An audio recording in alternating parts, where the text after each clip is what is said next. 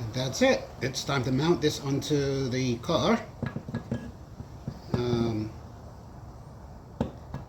Funny, this bracket is a lot different from the original one.